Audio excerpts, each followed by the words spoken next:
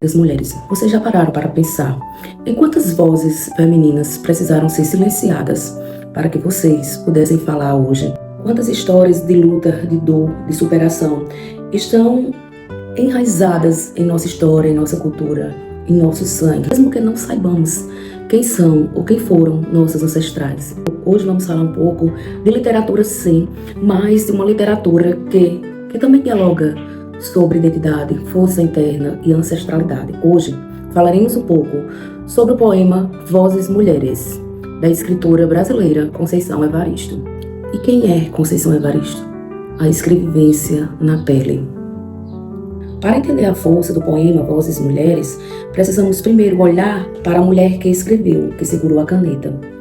Maria da Conceição Evaristo de Brito é uma das vozes mais potentes e celebradas da literatura brasileira contemporânea. Sua trajetória é marcada pela superação de barreiras sociais e pela criação de uma identidade literária profundamente ligada à memória coletiva da população negra e periférica, especialmente das mulheres negras. Conceição nasceu em 29 de novembro de 1946, em Belo Horizonte, Minas Gerais. Teve uma infância humilde para ajudar no sustento da família. Trabalhou como empregada doméstica e das dificuldades enfrentadas em sua vida.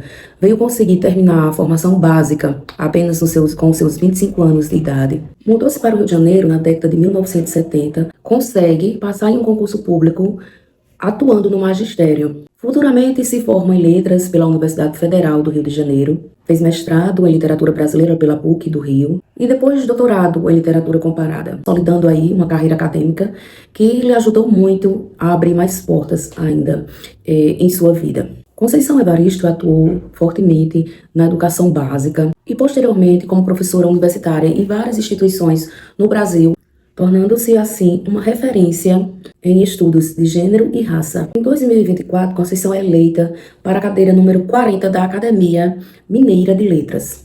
A maior contribuição teórica e prática de Conceição Evaristo para a literatura é o conceito de escrevivência, que traz em sua essência a ideia, a junção de escrever mais viver. Escrever e viver. O que é esse conceito de escrevivência, de fato? Não se trata simplesmente de uma questão autobiográfica, não é apenas a sua autobiografia, a história de sua vida, mas corresponde ao ato de escrever partindo, principalmente, do ponto de vista de quem vive a experiência na própria pele. Na definição da autora, a ideia de escrevivência serve para borrar a assinatura da Casa Grande. E com isso, dar protagonismo à história, às dores e às resistências da população negra periférica brasileira. Sua obra transita com maestria pela prosa, romances e contos, como também pela poesia, sempre se utilizando de uma linguagem lírica e cortante para denunciar o racismo estrutural, a violência de gênero e o passado escravocrata que ecoa em nosso presente. Hoje, Conceição Evaristo é uma das escritoras mais lidas, respeitadas e celebradas do nosso país. E o poema Vozes Mulheres simboliza a luta contra o machismo e o patriarcalismo. A autora ilustra como a voz e a resistência dessas mulheres são transmitidas e fortalecidas de geração em geração, desde sua bisavó até a sua filha. Conceição traz a escrita que nasce da vivência, do corpo, da experiência de ser mulher negra na nossa sociedade. Não é uma literatura que traz apenas a ideia de fantasia, é uma literatura que testemunha e dá voz a quem a história oficial tentou apagar, tentou silenciar. O poema que vamos ler e discutir um pouco agora é a maior tradução dessa ideia. Então, antes de partirmos para maiores discussões sobre o poema Vozes Mulheres, eu gostaria de realizar uma leitura antes do poema na íntegra e depois nós vamos fazendo uma análise, estrofe por estrofe, discutirmos um pouco da essência dessa criação literária. Vozes Mulheres, de Conceição Evaristo. A voz de minha bisavó ecoou criança nos porões do navio, ecoou lamentos de uma infância perdida. A voz de minha avó ecoou obediência aos brancos, donos de tudo. A voz de minha mãe ecoou baixinho, revolta, no fundo das cozinhas alheias. Debaixo das trouxas, roupagens sujas dos brancos, pelo caminho empoeirado rumo à favela. A minha voz ainda ecoa versos perplexos, com rimas de sangue e fome. A voz de minha filha recolhe todas as nossas vozes. Recolhe em si as vozes mudas, caladas, engasgadas nas gargantas. A voz de minha filha recolhe em si a fala e o ato, o ontem, o hoje e o agora. Na voz de minha filha se fará ouvir a ressonância, o eco da vida, liberdade. Vejam que o poema, em toda a sua estrutura, corresponde a uma linha do tempo familiar. Ela traz uma história familiar que atravessa gerações. Vamos começar pela raiz de tudo. Como se inicia o poema? A voz da minha bisavó ecoou criança nos porões do navio, ecoou lamentos de uma infância perdida. Perceba como essa linha do tempo começa com o ponto mais doloroso da nossa história, a escravização. A voz da bisavó é um eco de quem vem do porão do navio negreiro. Ela era apenas uma criança que teve sua vida, sua infância e sua voz roubadas, restando apenas o lamento, trazendo aí a dor da perda da sua pátria de origem, da liberdade e da sua própria identidade. A figura da bisavó é um símbolo da diáspora africana, da travessia forçada em tumbeiros que traziam homens, mulheres e crianças como mercadorias para servir aos colonizadores. Em sua memória se guardam cicatrizes de um povo que foi arrancado de sua terra, mas também a força que atravessou as gerações. Reúne-se a dor, a resistência dos pretos africanos, mesmo sob correntes, reinventaram a vida. Sua voz, ainda que marcada por lamentos, é também a voz da sobrevivência. Tenta e nos lembra que estamos aqui porque ela resistiu. Na segunda estrofe, percebemos que o tempo passa, mas a dor ainda continua a se transformar. Aqui, nós conhecemos a voz da avó, quando o lírico afirma: a voz de minha avó ecoou obediência aos brancos donos de tudo. Aqui nós observamos que a escravidão formal pode até ter acabado, mas a estrutura de servidão ainda continua. Quando ela diz os brancos donos de tudo, essa referência, né? A voz da avó não é mais um lamento sussurrado no escuro do porão, mas ainda é o som da obediência que é imposta para garantir o sustento. Ela precisa abaixar a cabeça e aceitar as regras de um mundo que não a pertence. Quando o meu lírico fala, ela ecoa a obediência. É a voz da resignação necessária para sobreviver aos outros, aos brancos, donos de tudo. Em seguida, vem a voz da mãe, da vida cotidiana no fundo das cozinhas alheias, recolhendo restos do prato dos donos. Essa estrofe traz o retrato do Brasil invisível. A mãe que trabalha na cozinha alheia, que fala baixinho para não desagradar, para não incomodar, e que sustenta a sua própria família com o que sobra. É o silenciamento pelo trabalho doméstico subvalorizado. Mas veja que, mesmo baixinho, ainda está recolhendo os cacos e demonstrando resistência, mantendo a vida de pé, como uma forma de resistência silenciosa, mas uma resistência. Nas últimas estrofes, o poema traz um momento de transição. É a fala do eu lírico feminino, né, do próprio eu lírico feminino e da voz da filha. E seguimos dizendo, a minha voz ainda ecoa versos perplexos com a escrita de sangue na pele de nossa história. Essa quarta estrofe é o ponto de mutação do poema. A perspectiva muda de terceira pessoa, que seria a bisavó, a avó, a mãe, e passa para uma voz em primeira pessoa, a minha voz. A minha voz ainda ecoa versos perplexos com desenhos de antes. Aqui surge a voz em primeira pessoa, trazendo então uma herança de dor de suas antepassadas.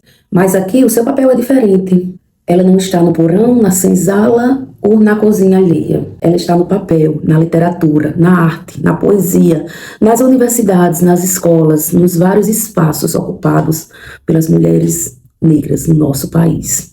Sua voz traz a transição do sofrimento do passado e a promessa de um futuro melhor. A filha, que seria a última voz, a voz realmente de muita esperança, já é uma voz que tem mais acesso ainda à escrita e não ecoa só lamentos ou obediência. Ela ecoa versos, mas ainda são versos inconformados, insatisfeitos, perplexos com as atrocidades do passado e ainda persistem no presente. A estrofe final seria o grito de liberdade, a revolução. Então, onde o poema atinge seu ápice em uma previsão maravilhosa de um futuro que nos dá arrepios. Ouçamos. A voz de minha filha recolhe em si todas as nossas vozes. Recolhe em si as vozes mudas, caladas de mordaça, em tempos idos. A voz de minha filha recolhe em si a fala e o ato. O ontem, o hoje, o agora. Porque através desse poema, Conceição Evaristo vem nos lembrar que a literatura não se traduz apenas em estética ou entretenimento. Ela é também um acerto de contas com a história, com a sociedade. A literatura também é denúncia social. A literatura também é uma forma de crítica social, de reflexão sobre a vida, sobre os direitos e sobre os espaços que ocupamos. Com maestria, Conceição Evaristo transforma o choro do navio negreiro no tambor da nossa liberdade. Que refletamos que liberdade conquistada não pode ser perdida. A principal mensagem aqui deixada pela nobre Conceição Evaristo é a de que nós, todas nós, negras, brancas, amarelas, indígenas, pardas, todas nós somos resultado de um projeto de sobrevivência. Se você está aqui hoje assistindo esse vídeo, estudando, trabalhando, batalhando pelos seus sonhos, podendo expressar a sua opinião na internet, por exemplo, ou no seu trabalho, nos espaços que você ocupa, lembre-se de uma coisa. Se nós ocupamos todo esse espaço, é porque houve gerações de mulheres que suportaram o silêncio para que hoje você pudesse ter o direito de se expressar. A ancestralidade não é algo que ficou guardado nos museus ou nos livros antigos. Ela vive em nós, em cada uma de nós. Quando você decide não aceitar menos do que você merece, quando você decide estudar, trabalhar, batalhar pelos seus sonhos, pelos seus propósitos, pelos seus ideais, pelas suas causas, sejam quais forem suas causas, seus propósitos ou seus objetivos, no momento que você tem liberdade para isso, é como se você estivesse dando vida a sua bisavó, a avó, a mãe, a todas aquelas que vieram antes de nós, para darmos licença ao espaço que ocupamos hoje. A voz de minha filha se fará ouvir a ressonância, o eco da vida, liberdade. Essa última estrofe projeta o amanhã. A filha não carrega consigo apenas a própria história.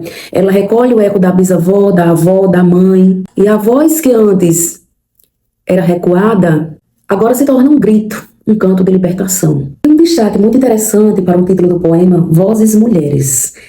A composição do título, traz aí duas palavras no plural e com hífen. O hífen une essas mulheres através do tempo. São vozes, mulheres, muitas vozes, porque nenhuma mulher negra fala sozinha.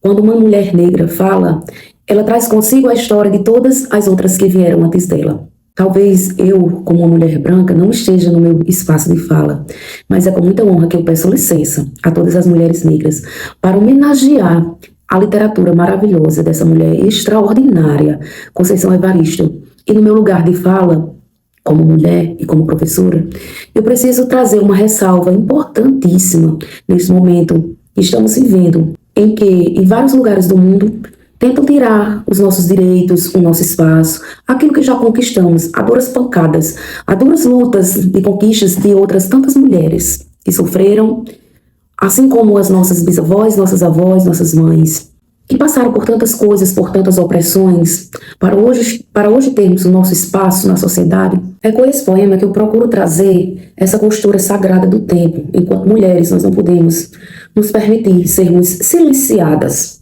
por nenhum sistema opressor. E que a escrevivência de Conceição Evaristo te inspire hoje a escrever a sua própria história. Não importa de onde você veio ou as barreiras que talvez estejam no seu caminho agora. A sua voz tem poder, o seu movimento importa e o seu futuro está sendo construído a cada pequena decisão do presente. Se esse vídeo te trouxe alguma reflexão boa, que de alguma forma contribuiu para a sua vida, para os seus pensamentos e seus questionamentos, continue aqui no canal, deixe o seu like, se inscreva e compartilhe com outras mulheres, as quais você gostaria que também discutisse um pouco e conhecesse um pouco da obra da grande Conceição Evaristo.